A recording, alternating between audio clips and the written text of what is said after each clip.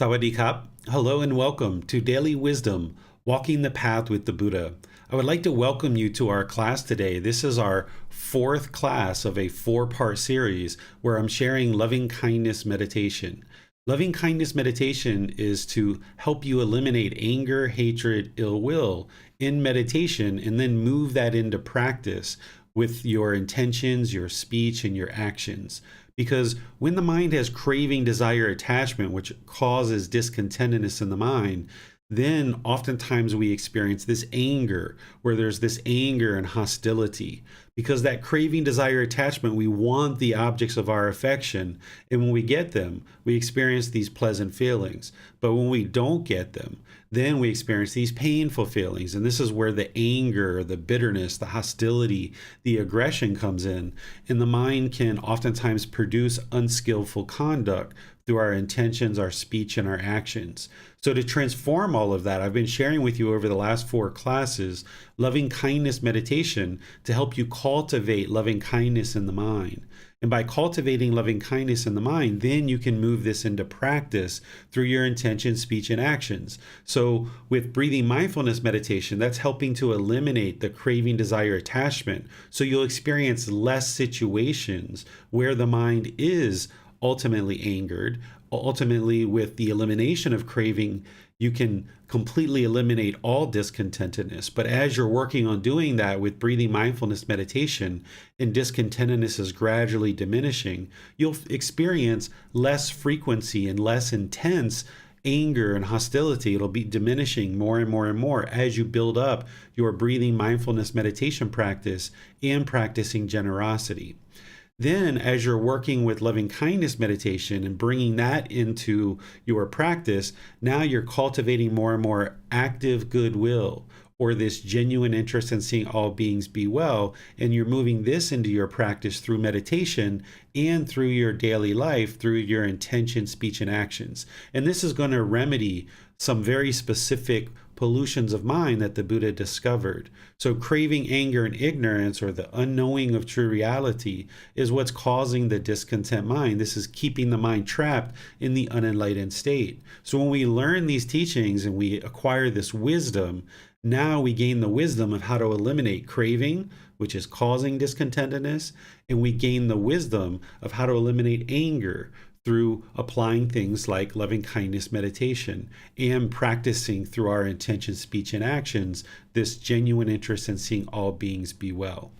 So I've been sharing this with you over the course of the last four classes. Today is our fourth class, and I would just like to remind you about how we do loving kindness meditation before we actually do a session together today.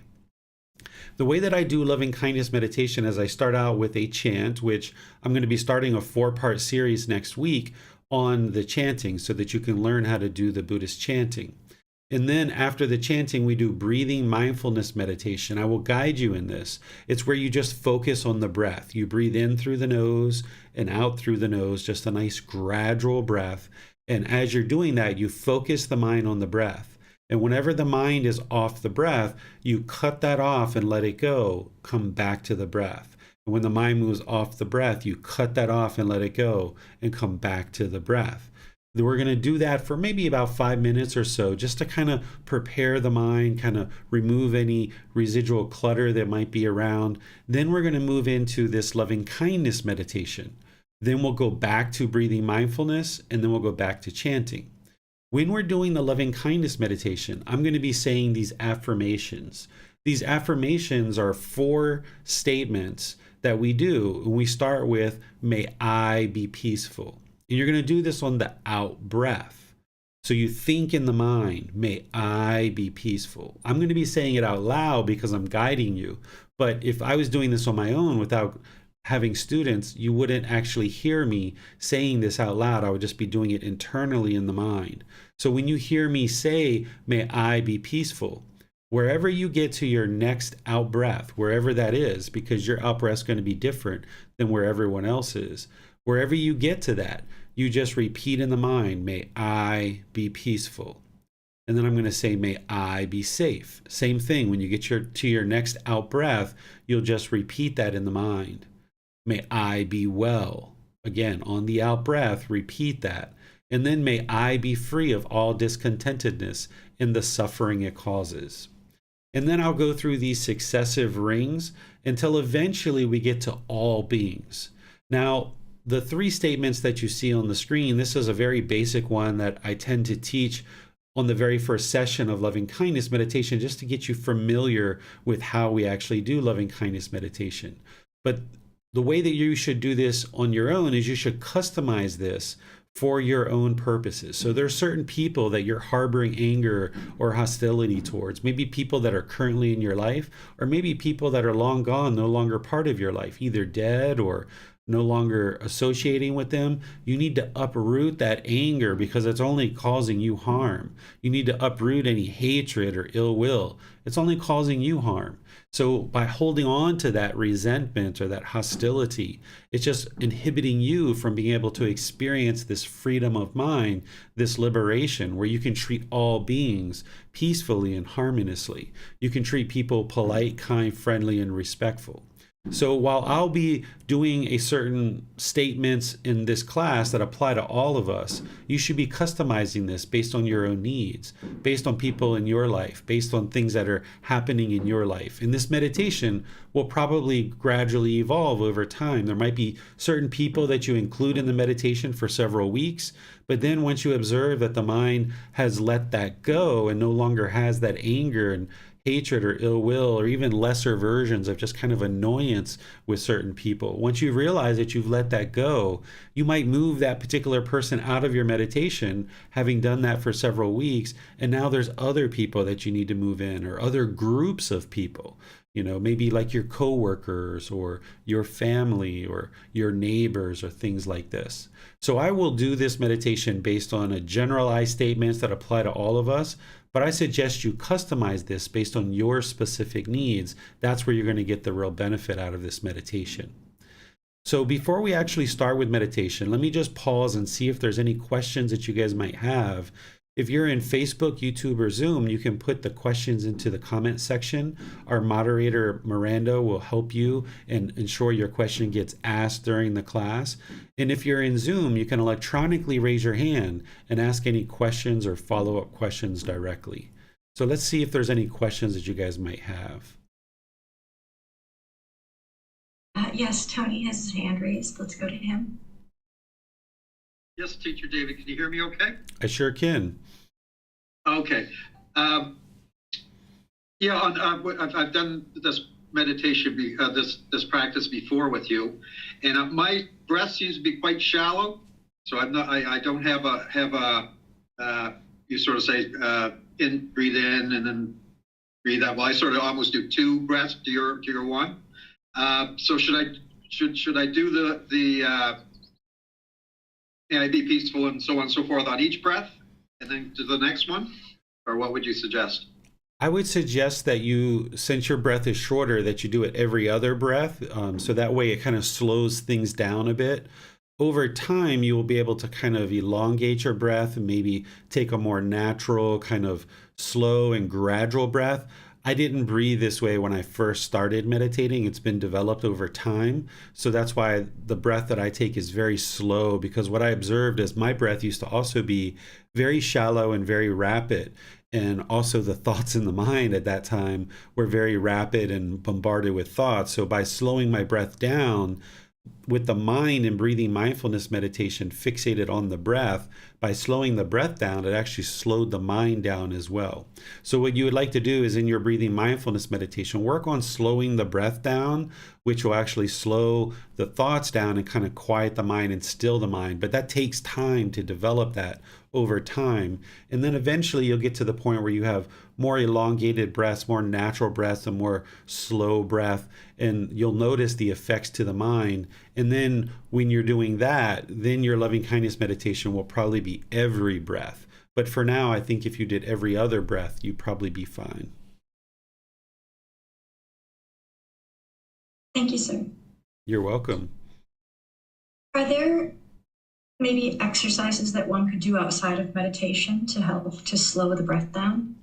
Yeah, there's some things that I did when I observed in meditation that the breath was real rapid. I, of course, tried to slow it down in meditation, and I was only able to experience a certain amount of benefit there because I was trying to do multiple things at one time, slowing down the breath, focusing the mind on the breath, cutting off the thoughts, and all these other things.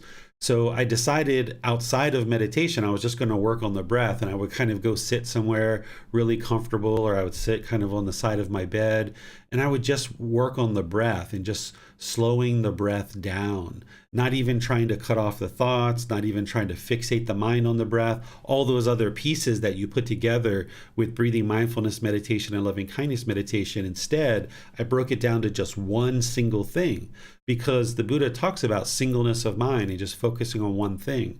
So you kind of have to build your meditation practice much like if you were going to build a brick wall. You're going to put one layer of bricks first, and you're going to put another layer of bricks. You're going to slowly build this up until you have a nice solid wall. And you even have to pause in between and let the concrete dry in between, layers in some cases. So the same thing is that there were times where I would just focus on the breath and working on slowing down the breath and getting comfortable to train the mind that I wasn't going to die if I had a really nice slow breath, or if there was a gap in between the breath, because you'd like to also have this gap where you take this nice inhale and then you get to the top of that and there's this little gap where there's nothing happening at all, and then you exhale just gradually, and then there's a gap there as you transition over to the inhale. So I had to train the mind not to be worried that if I wasn't breathing or I wasn't breathing rapidly that I was going to die, because at that time I was afraid of death. So over time, you kind of gradually train the body and you train the mind, and you can do this outside of meditation, just doing some breath work and some breath exercises. Thank you, sir. You're welcome. Rick asked a question on Zoom. He said, the method you prescribe is focusing attention coming in and out through the nose. Because I too have had a history of difficulty with the breath, would it help if I focus on the rising and falling of the abdomen, particularly in the diaphragm? There's some people who do that. I've never done it that way. I've always found the breath is better. And the Buddha, in his instructions and his words, he always talks about focusing on the breath. He doesn't talk about the abdomen or the diaphragm because there's a lot of things going on there. So I suggest that students focus on the breath, the sound of the breath coming in, or the sensation of air moving over the skin. And of course, breathing in through the nose is impermanent. You may be able to breathe most times, but if there's allergies or colds or things like this, you might actually have to breathe in through the mouth a little bit and actually focus on the sensation of air moving over the lip or the sound of air coming into the body. And this is something that I was aware of because I had allergies, and I use nasal rinses to clean out the nose, so it stays pretty clean here. And I also have an air filter in the room as well where I sleep. But I knew that breathing in through the nose was impermanent. So there's different times in my practice where I intentionally trained to breathe in the mouth, in and out of the mouth, so that when I got to those times, it wasn't, so problematic that I would realize, oh, I can't breathe out of the nose today. Okay, well, I'll just use the mouth, because I had trained on that previously. There's a student who asked a question about this in the Facebook group this week. So that's why I bring it up, that you should train on breathing in and out through the nose and develop that and focus the mind on the sound of the breath and the sensation of air moving into the nose, one of those two. But once you get that really well established over 4 weeks, 6 weeks, 8 weeks, maybe a couple of months, if you're somebody who occasionally has challenges breathing in through the nose, then it could be helpful for you to occasionally train breathing in through the mouth so that when you need that, it's available to you. And it's also really good for the mind to not crave this permanence of breathing in through the nose, that you understand that the breath through the nose is impermanent, and you now have trained the mind to not crave or desire to breathe in through the nose. You've trained it to do this other option as well. So then the mind won't be shaken up or discontent when you can't breathe in through the nose, because you've got this backup plan of breathing in through the mouth. Yes, thank you, sir. You're welcome. On YouTube, Marcial Campos asks, I would like to know what I should do whenever people get me upset and angry. It is hard for me to go back to a normal mood. Yeah, this is because they're still craving anger and ignorance or the unknowing of true reality. These are the three poisons or the three unwholesome roots. The reason why your mind is doing this is because it's untrained. The only time you're never going to experience any anger is when the mind's actually enlightened. Even in the first, second, third stage of enlightenment, as the mind's making its way to enlightenment, you're going to experience discontentedness. That anger doesn't get extinguished until you move into the third stage of enlightenment. That's where, by that time, all ill will has been abandoned from the mind. So, in order to eliminate the anger that you're experiencing, you need to fully develop the entire path to enlightenment as a comprehensive approach. You can't just press a button. There's no quick fix to this. It's gradual training, gradual practice to experience gradual progress. So if you get access to the resources that I share and you join this group learning program regularly, I'll gradually guide you in how to eliminate anger 100% from the mind and all other discontent feelings too, so that you'll no longer need to experience them. The place to start would be to go to buddhadailywisdom.com. From there, you can download the free book, which is volume 1, and you can start reading that. And then if you'd like to join this program, every Sunday and Wednesday at the same time, we have classes here online. And then we have a Facebook group where you can ask questions. You can ask questions in these classes. You can send private messages, and you can even schedule personal guidance sessions with me where we meet in Zoom or in person here in Chiang Mai, or also I travel around the world and teach at different places. So we're getting ready to have a retreat in Washington, D.C. And if you happen to be in that area, you're welcome to join. But you'll need to develop a comprehensive approach. So I can't really share with you exactly how to eliminate anger because it's going to take me many months to explain that to you. That's why there's 13 books and there's 7 months of classes in this group learning program. And then there's a year and a half of training in the Pali Canon and English study group. But you do this slowly, right? When you're standing at the bottom of a mountain and you're looking up at the top, the mountain looks really tall. But when you're on your way up, and surely when you're at the top of the mountain, you realize that it wasn't really that tall after all. So you got to start somewhere. So if you start with the resources that I shared, the book at buddhadailywisdom.com that you can download for free, or you can order printed copies or go print it yourself, and you join this program regularly, you can gradually build up your practice where you'll start seeing results. That discontentedness will gradually diminish. And I'm here to help you and support you, but you'll have to do the work to gradually learn. This isn't a question that can be answered in just, a 3-minute or 5-minute reply.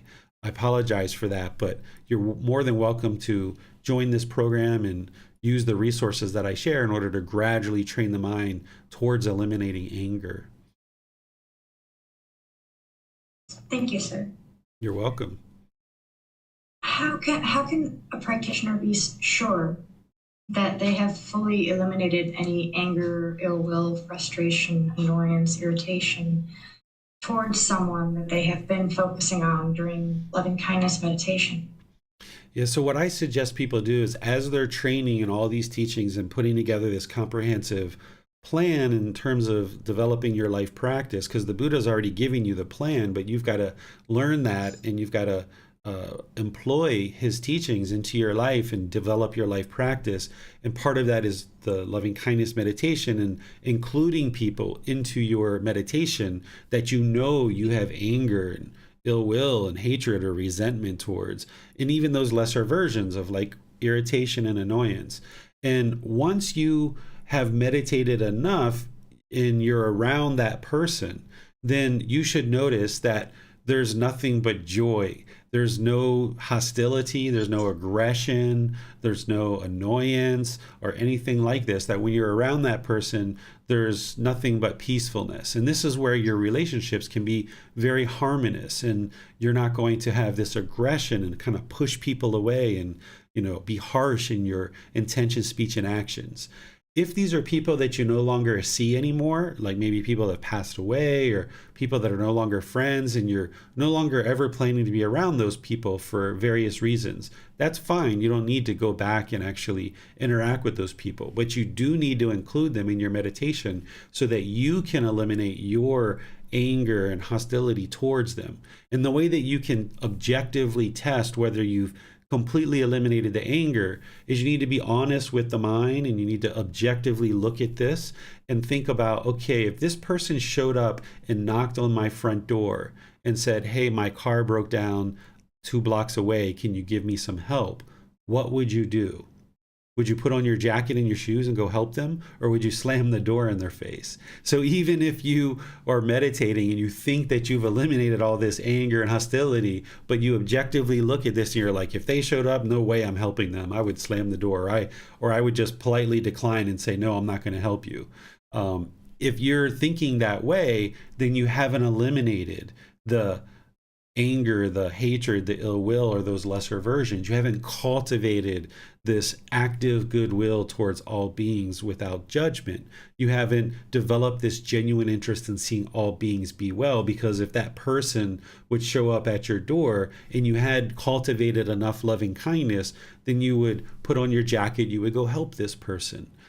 So this is something that you should think about in terms of after you've included somebody in your meditation for several weeks and you're starting to feel like that the loving kindness has been cultivated and the anger and hatred is gone, you can objectively look at the mind and ask the mind those questions. And then for situations where you think that you've eliminated anger and hostility, any kind of annoyance or irritation, and you go without that person in your meditation for maybe a few months, but then maybe you're around that person, or maybe the thought of that person arises in the mind and you start observing some more irritation or annoyance or other strong feelings, put them back in your meditation, because you're not done yet. You haven't done what the Buddha said, which is obliterate it at the stump. He talks about this in terms of the pollutions of mind, that you need to obliterate it at the stump or destroy it, so that it's no longer subject to future arising, so that this ill will no longer arise in the future. You need to obliterate it at the stump of a tree, or you need to destroy it. So at any point that you see any kind of anger or hostility in the mind, you need to put those people or those groups of people back into your meditation so you can obliterate it at the stump, so that it's no longer subject to future arising. Yes, thank you, sir. You're welcome. It does not appear that we have any more questions at this time. All right, so let's move into meditation. I'll go ahead and guide you guys in a meditation, and we can open up for some more questions at the end if you guys still have questions. So go ahead and take a meditation position. If you're seated, that might be on the floor with some cushions under your rear. You would like to have your legs crossed just lightly so that they're not real tight. This allows the circulation to continue to flow, because if the legs are real tight, then you're going to inhibit circulation and you're going to end up with some pain in the legs. This also lessens the angle at the hips, knees, and ankles. The hands and arms should be comfortable in the lap. The Buddha put his right hand on top of his left with his thumbs together, and you can put that in your lap if you like. Other options would be your palms on your thighs, on your knees, maybe on the armrest of a chair.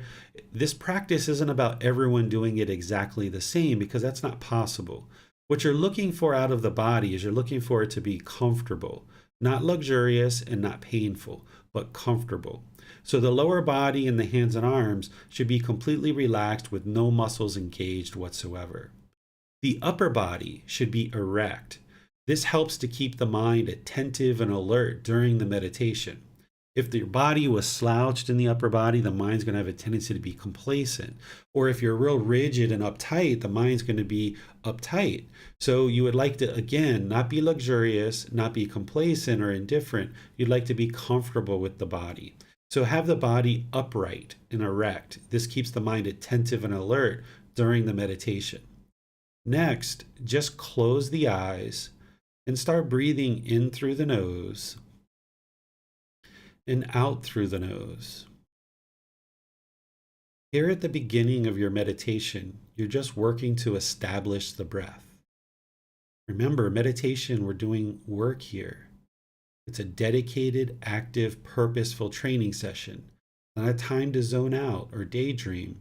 We're actually doing work with the mind and training it, much like an exercise for the body. So you would like to just breathe in through the nose and out through the nose. A nice, gradual, natural breath. Breathing in and out. You can stay here with the breath, focusing the mind on the breath. Or if you like, you're welcome to join along in the chants. After the chanting, I'll come back with some guidance to help you further in breathing mindfulness meditation and then in loving kindness meditation.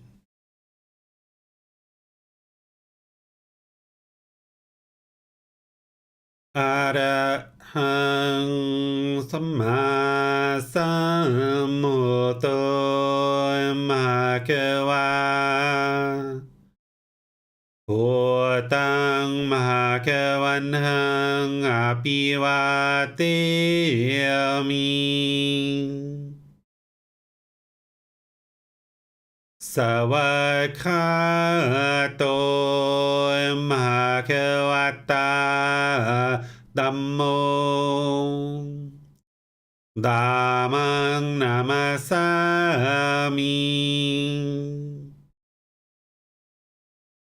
Supatipano Bhagavato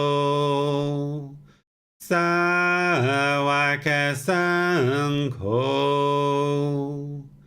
Saṅghang Namami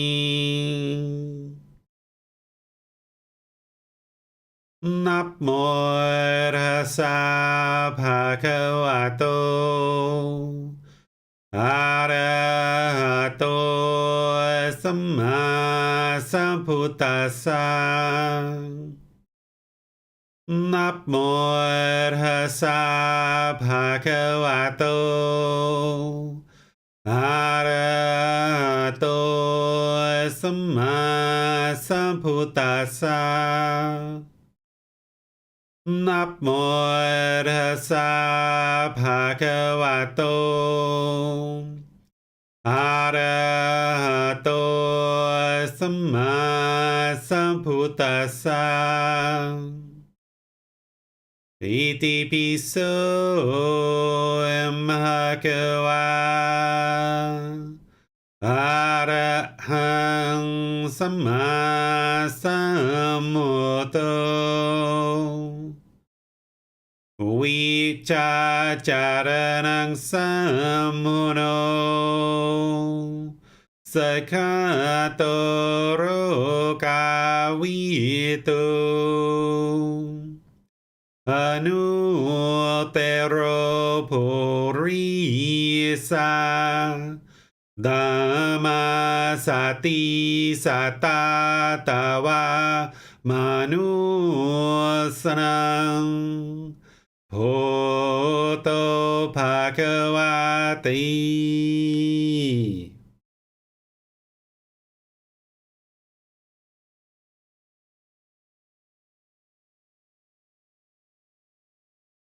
Yeah, you should be breathing in through the nose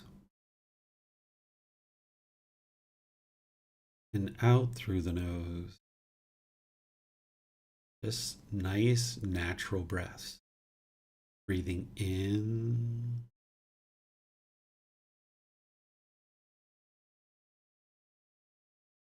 and out.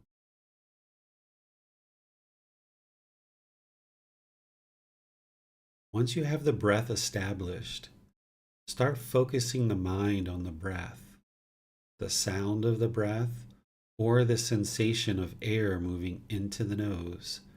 This is the present moment. Focus the mind on the breath, the present moment.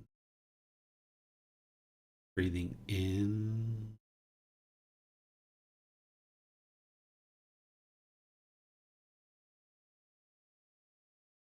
and out.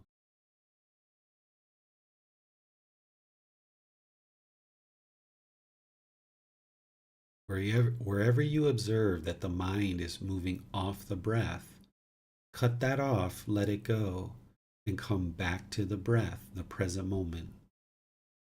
No need to observe the thought, judge the thought, label the thought, or even attempt to figure out where it's coming from. Just wherever you observe that the mind is off the breath, cut it off, let it go, and come back to the breath, the present moment. Breathing in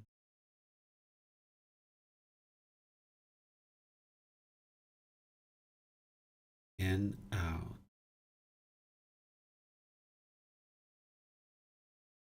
You're not trying to eliminate the thoughts. That's not the goal.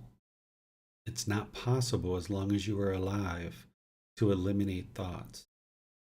You're training the mind to be aware or mindfulness.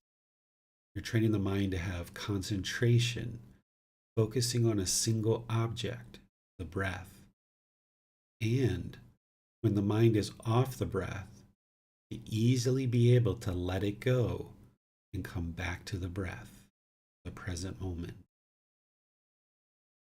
I'm going to be quiet now and let you focus on the breath, letting go of any thoughts that might arise and coming back to the breath.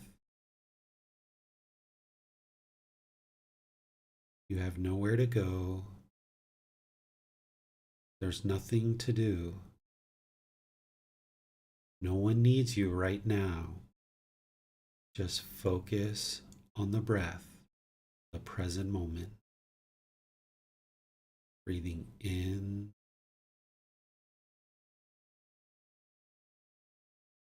and out.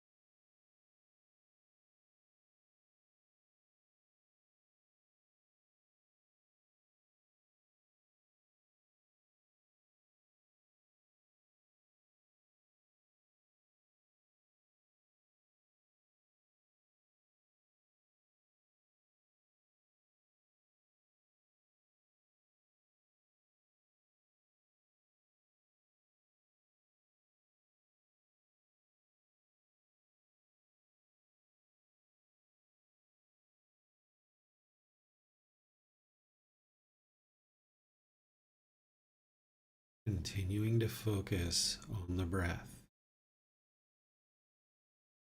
We're now going to move into loving kindness meditation.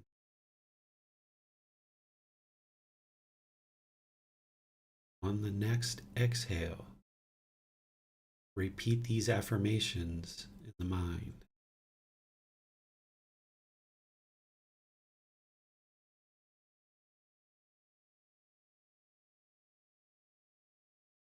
May I be peaceful.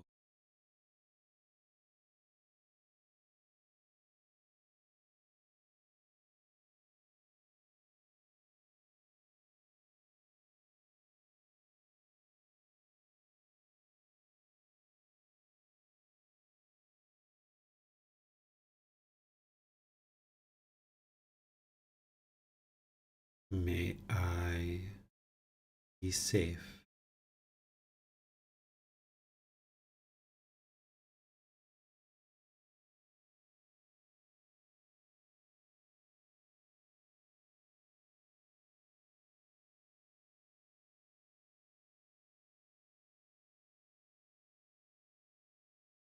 May I be well.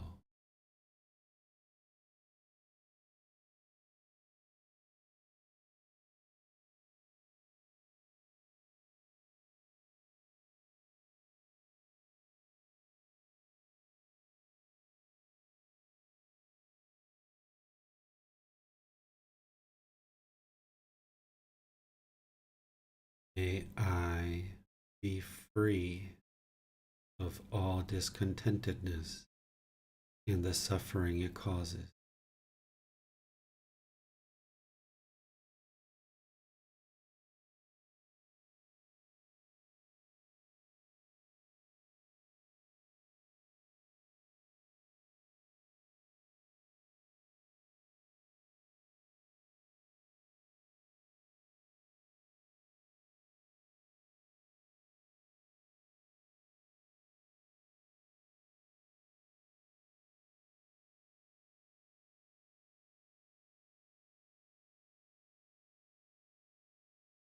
May we be peaceful.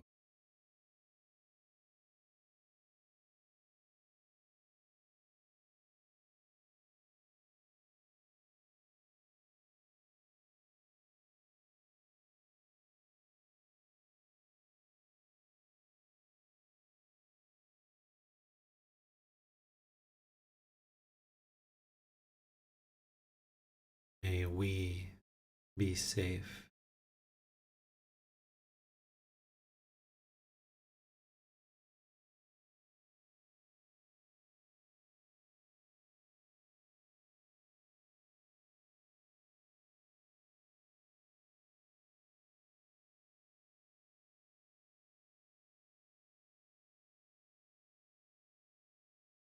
May we be well.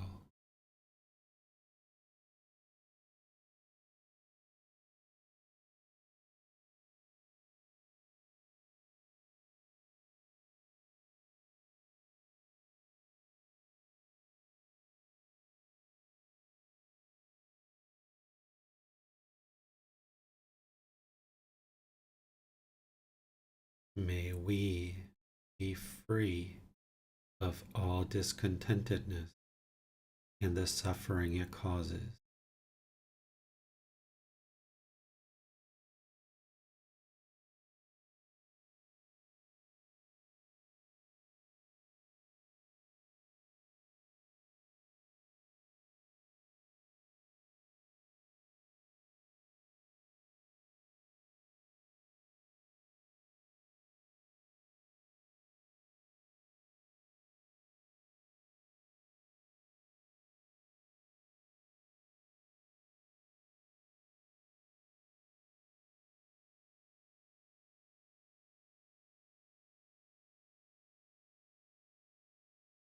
May all those whom I've harmed this life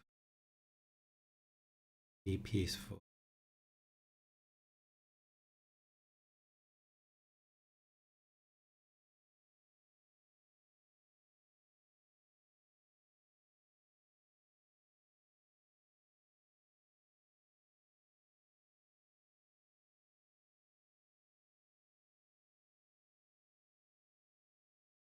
May they be safe.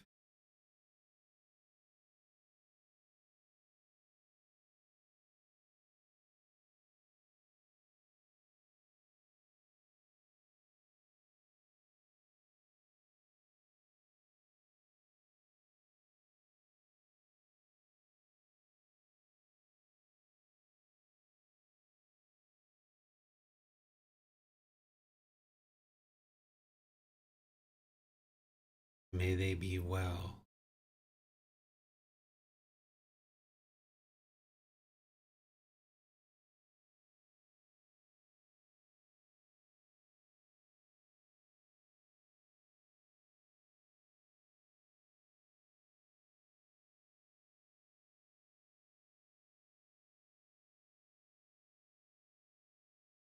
May they be free of all discontentedness and the suffering it causes.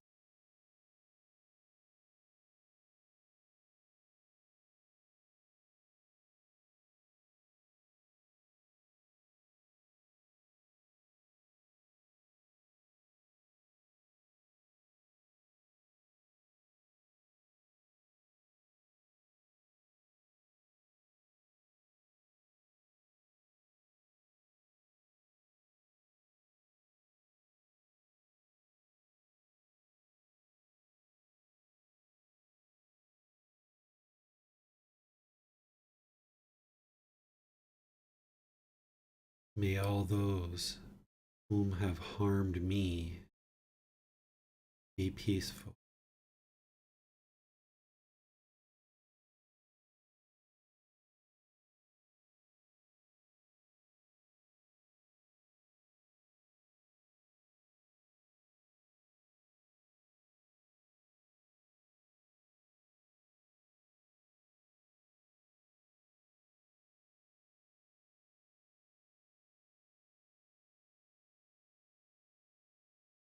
May they be safe.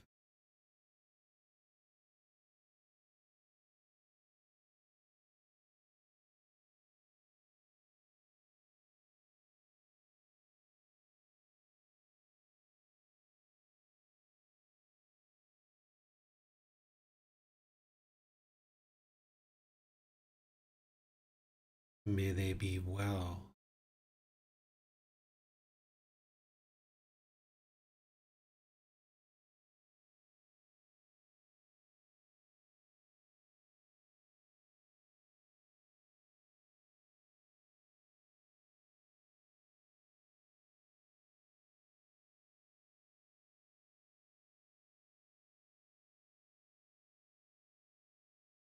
May they be free of all discontentedness and the suffering is caused.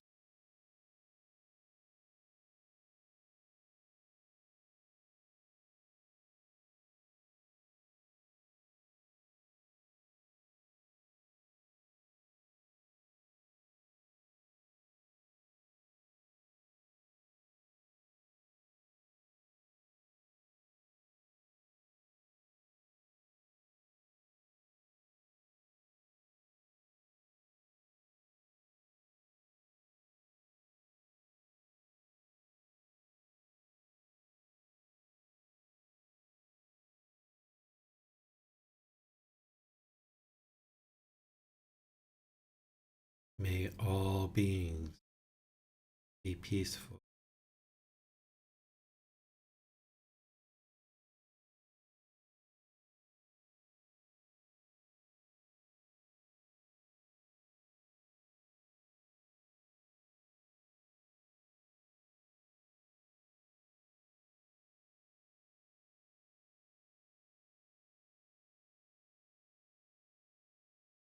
May all beings be safe.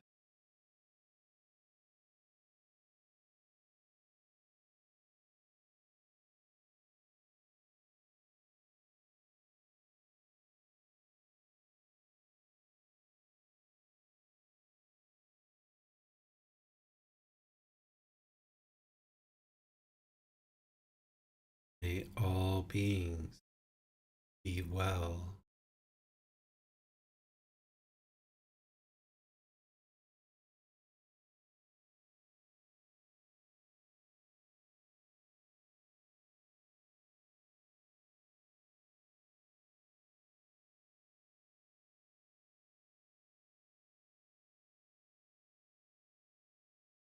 May all beings be free of discontentedness and the suffering it causes.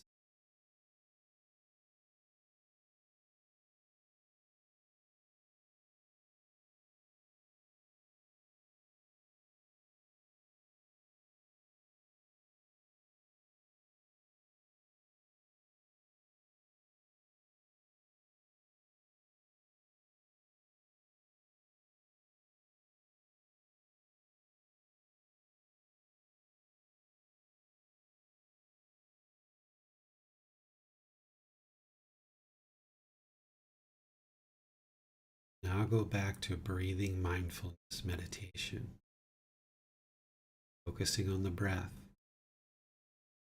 cutting off and letting go any thoughts that arise. Breathing in,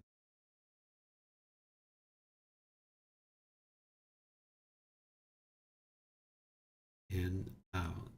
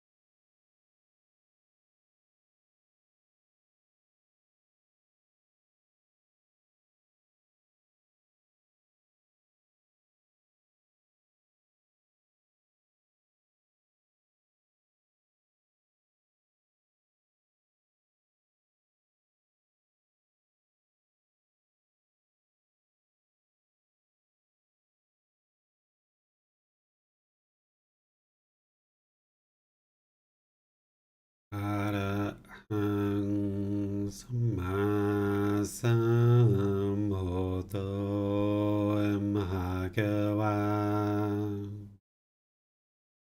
โอตังภะคะวันหังอภิวาเตมิ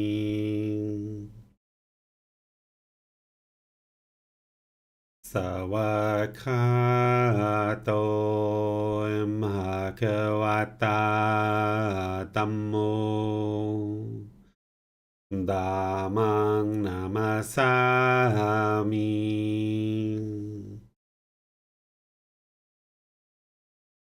สุปฏิปันโนภะคะวะโตสาวกสังโฆสังฆังนามามิ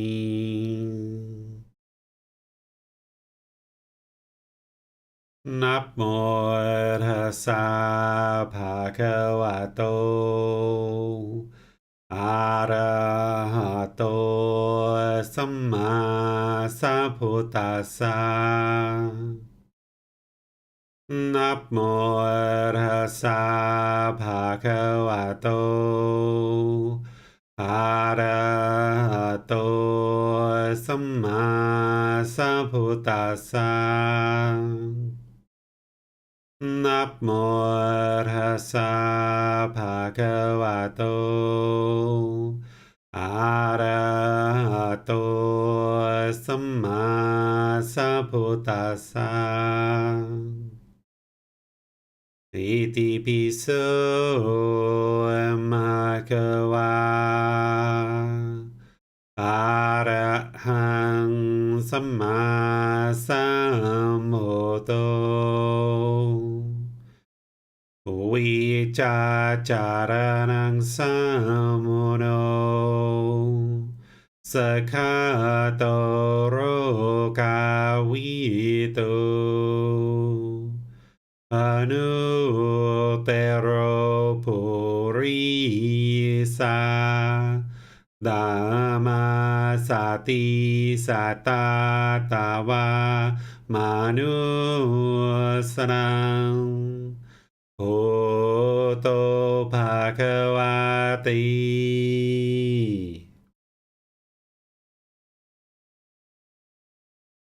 Right, if you guys would like to slowly make your way out of meditation, I'll just kind of remind you guys of a few things and then share something new to help you guys with your meditation practice. Firstly, always keep in mind that loving kindness meditation isn't to change other people. This is for you to change and improve, transform the condition of your mind. So this is all directed inward at your own mind. Oftentimes people mistakenly think that loving kindness meditation is to change other people, almost like the way that perhaps you've been taught in a prayer or something like this, that this is all about transforming your mind. This entire path to enlightenment is about your mind, not about training other people or controlling other people. So always focus this meditation inwardly. The next thing I'll share is that whenever you're starting to do something new, oftentimes people tend to put pressure on themselves to be an expert at it right away. This is impossible. Nothing that you've ever learned has been that way. You've always had to gradually train and gradually practice in order to experience gradual progress. So meditation is exactly the same way. So if you're just starting out, or maybe you're just starting out learning with me, and you've done other meditations before, or you've done meditation other ways, other places before, I encourage you to understand that you're not going to be an expert right away, that there's going to need to be some improvements to the way that you meditate. If you've been meditating other places, there might be some things that are different about what I'm sharing with you. And as you experience those, rather than hold on to what you've done before, I suggest that you work with these teachings and work with these, because what I'm sharing with you is what you'll see in the words of the Buddha and what the Buddha taught. And it's a Buddha that's going to deeply understand the path to enlightenment. It's his knowledge, his wisdom, his insight that declared this path to enlightenment. He's the originator, the discoverer of this path to enlightenment. And what we've seen over 2,500 years is people have gotten farther and farther away from those teachings. And this is why people have really struggled to experience enlightenment, because people have moved farther and farther away from those teachings. But when you go back to the original source, the words of the Buddha, you can see what he taught and what he didn't teach. And with this wisdom, then you can refine your practice. Because if you're currently unenlightened and you've been at this for a little while, then there are certain things that you're doing that aren't 100% the truth that you're going to have to let go of. So by training the mind to let go of those things and work with these things that you're learning from the words of the Buddha, that's where you'll see the real progress. And if you're just starting, or if you're just starting to learn with the words of the Buddha, understand that you're not going to be an expert. It's going to take you time to build up your practice, many months and maybe even years, but gradually work at it. That's how you experience progress. If you're expecting or craving or wanting to be an expert from the beginning, this is that ego that's in there, that conceit, that arrogance, wanting to be an expert from the very beginning. This isn't how anything that you've ever learned works. So be humble. It's wonderful to be in kindergarten again. It's wonderful to be in the first grade again. It's so wonderful. My son's little kids come out, it's just so wonderful. If you think back to those days when you were in kindergarten, first grade, second grade, third grade, life was just so wonderful, wasn't it? So allow the mind to go back to being in kindergarten, first grade, second grade, third grade, where you realize you're not an expert and you can just be humble and peaceful and just build up your practice from the beginning. So I'll turn things over to all of you guys and see what questions you guys might have now that this is our fourth and last session of breathing mindfulness meditation.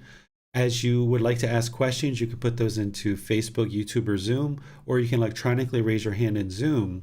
And as we end this series of classes, once we move into and complete the chanting series of 4 classes, we'll be rotating between breathing mindfulness meditation and loving kindness meditation in this program.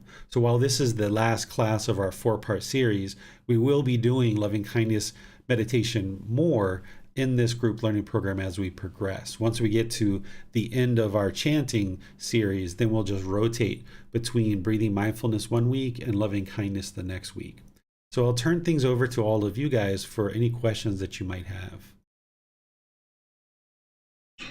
Yes, sir. Is there ever a time where you would recommend focusing more on one meditation or the other more often? Yeah, I suggest that when you're first starting out, for a minimum of the first 4 weeks, you should do breathing mindfulness meditation exclusively. And when you're seeing that you can build that up to, maybe 10, 15, 20 minutes, of course, the goal is to be 30 minutes or more. But when you're seeing that you're getting closer and closer to that 15, 20-minute mark, or even at the 30-minute mark, that's where you know that you have the ability to sit for longer periods of time, or lay or stand, whatever type of meditation you're doing. And that's when you can bring in the loving kindness meditation, because it's going to take you some time to do the loving kindness meditation. If you're only getting 5 minutes of breathing mindfulness meditation, it might not be the right time for you to bring in loving kindness, because you're not able to concentrate and focus for enough time to really do loving kindness meditation. So wait until you have some period of time where you can build up your practice to at least 15, 20 minutes. And that usually takes at least 4 weeks or longer. And then as you're building up your practice, you can do the chanting like I'm going to start teaching you guys next week, and that'll ease into meditation and kind of get you moving. But also remember that you don't have to do the chanting in order to meditate. If you would like to just get 10, 15, 20 minutes of meditation in here or there as you're going throughout your day, you might have your anchor points morning and evening where you're doing your full out meditation of chanting and breathing mindfulness, loving kindness, breathing mindfulness, chanting. Those are kind of like your anchor points. But if you need these little intermediary meditations throughout your day, even if it's just 3 minutes or 5 minutes, you're getting ready to go into a business meeting, you're sitting in your car, you'd like to do a little 2 or 3 minute meditation just to prepare the mind, or you're going into a meeting of something that's important. Maybe you're signing divorce papers, maybe you're buying a house or buying some property or making an investment. Maybe you're going in to talk with a doctor about a signification that you have health wise, or maybe one of your loved ones have health wise. Take that little bit of time. You don't have to go through the full out chanting and everything. Just take that 3 minutes, 5 minutes, whatever you need, whether it's in the car, whether it's in the waiting room of the doctor, wherever it is. You can just grab that little bit of meditation to kind of prepare the mind for whatever it is you're about to embark in your particular day. But by having your anchor points morning and evening, it'll make those intermediary meditations in the middle of your day, it'll make it that much more beneficial for you because you've got your anchor points morning and evening. Yes, sir. Thank you, sir. Do the anchor points have to be morning and evening? They don't. If someone has a work, sorry. If someone what? If someone has a work schedule where they're sometimes working later on into the evening and they feel that maybe the mind is too tired for meditation, can they make those anchor points morning and afternoon, sir?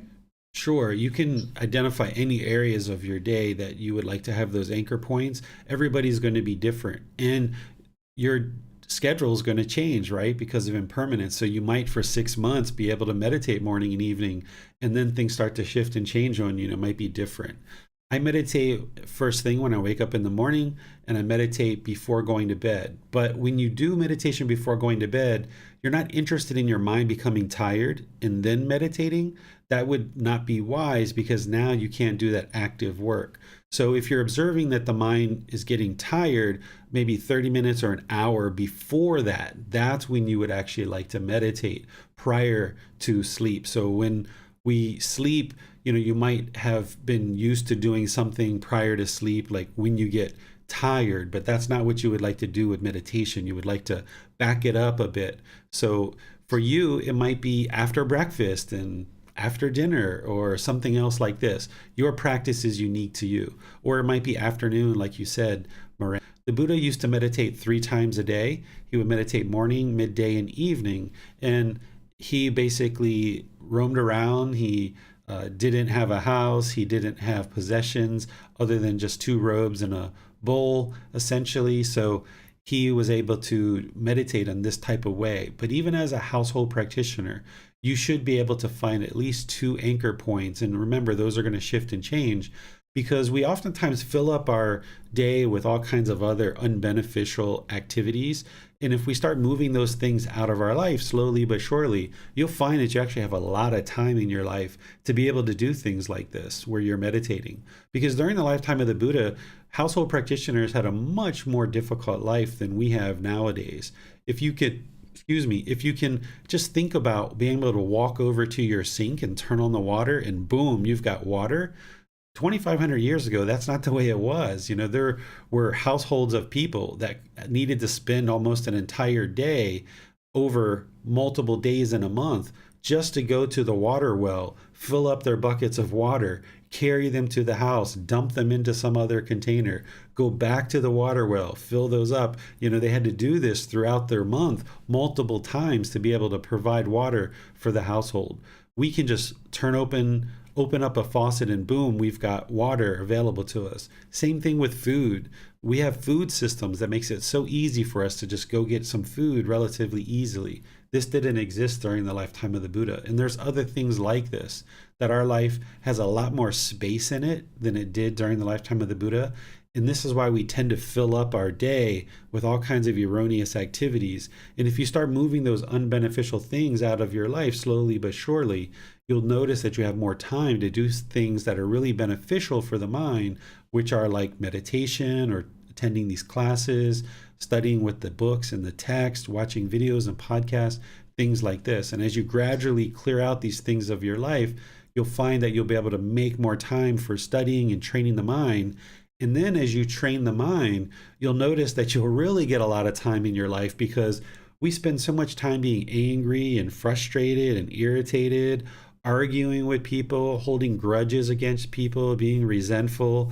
When you start moving out all of that unwholesome stuff out of your life, wow, right? Now you really start getting a lot of time. So first you start focusing on meditation, attending classes, learning these teachings, training the mind. And as you see the discontentedness gradually diminishing, you're going to start seeing more and more time available in your life.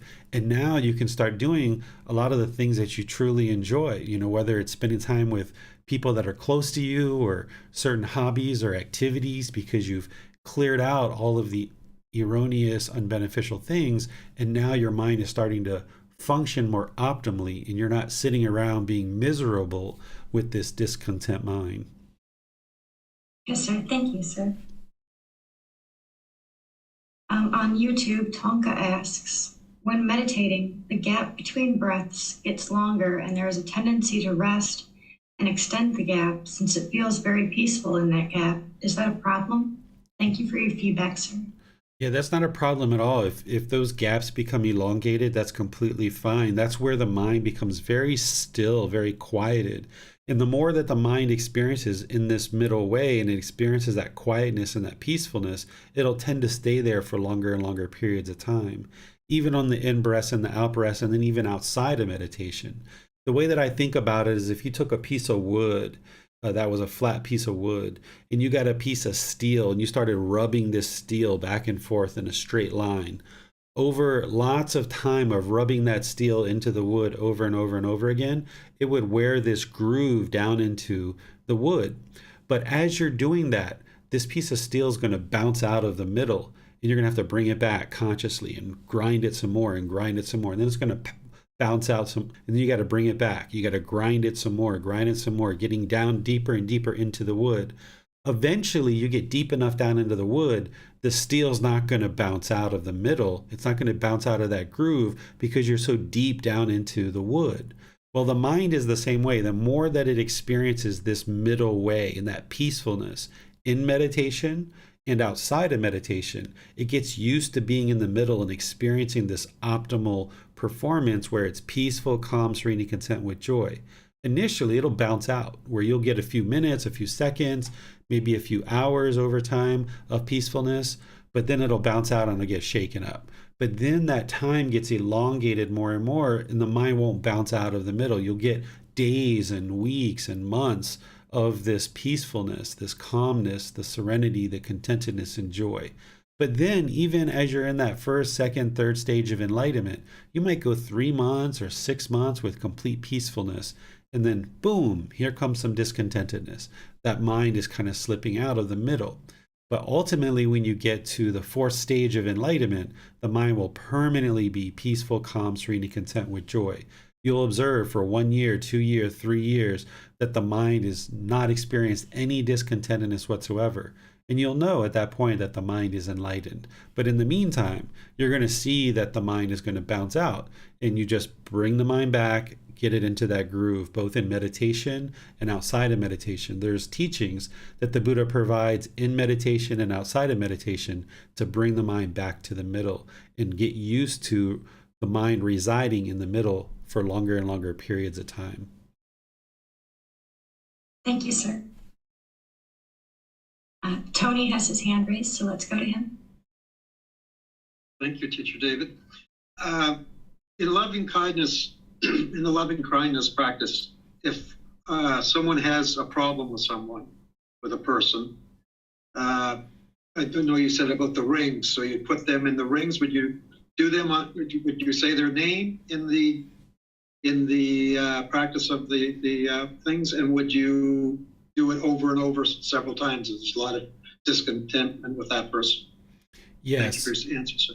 Yeah, you're welcome. So yes, that's exactly what you would do. Is you would start with I and go through those 4 statements, and ultimately your meditation is going to end with all beings, going through those 4 statements. But in the middle there, that's where you customize it. So let's just say that you had a problem with a gentleman named Bob, for example, and this is some anger there. So you would do, may Bob be peaceful, right? May Bob be safe, well, and free of discontentedness. And then if it's quite significant, you can do it again. May Bob be peaceful. May Bob, you can include Bob multiple times. So one of the things that I did early on is I had a lot of negativity in the mind, negative self-talk. So I did, may I be peaceful multiple times. May I be peaceful over and over and over again. And then all beings. And after I did that for quite a while, Then I expanded it. I started with I, then I moved to having my mom in there, and I had a lot of hostility for her growing up. So for about 6 months, I was meditating with her, me, her, and all beings, and then expanding it more and more. And then eventually I could move mom out because I observed that being around her, our relationship had significantly improved. There was no anger me towards her any longer. So now I started including other people. And then you get to a point where the number of people that you have anger for has diminished so much that it might just be an occasional situation. So back then I was a business person, so there might have been a customer that came in, or like the landlord came and argued with me one day, or maybe it was an employee or something that I was having anger towards. Maybe included them for a week or two, and then when I observed that it was gone, okay, it was gone. The mind let that go. So you can include them for as long as you like. You can do multiple iterations of that same person if you like, to really wear that away, and then customize it based on what you need, and using the name or a group of people as well. But if it's a specific people that you have anger, hatred for, or hostility, or any kind of even lesser versions of that, you can include them as an individual person.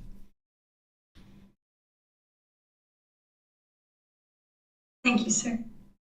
It does not appear there are any more questions at this time, sir. Okay, well, I'll just share with you guys what we're going to be doing in the future classes.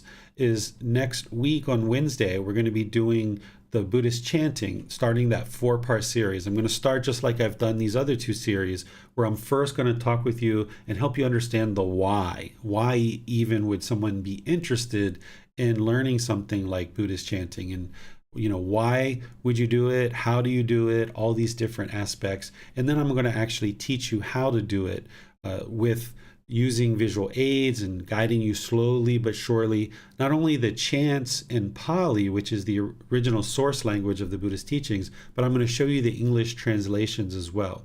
We're going to do that next Wednesday and go through a 4-part series with that. And then this Sunday in our group learning program, we're going to be in chapter 5 of this book, Developing a Life Practice, The Path That Leads to Enlightenment. Chapter 5 is the Eightfold Path. This is the path for all humans to enlightenment. When we talk about developing your life practice, this is the life practice. This is the path to enlightenment. So you're going to need to know the Eightfold Path backwards, forwards, left, right, up, down, like the back of your hand. So if you've learned this a time or two here or there, you would probably be interested to learn it again and really soak it into the mind.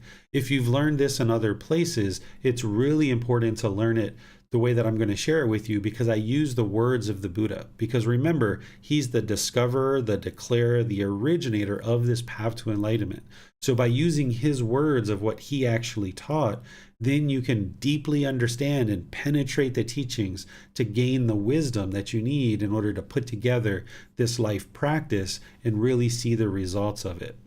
So thank you all for coming to today's class. I'll see you either next Wednesday or perhaps this Sunday, maybe even both of those days. Until then, we'll see you next time. Have a very lovely and wonderful rest of your day. Sawadee ka.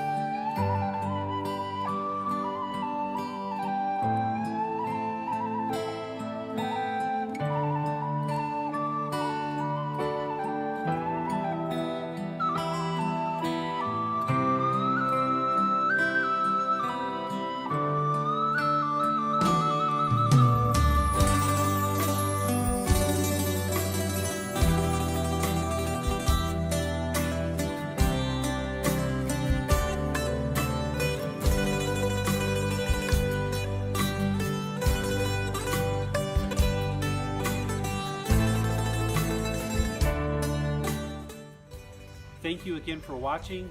Enjoy your meditation.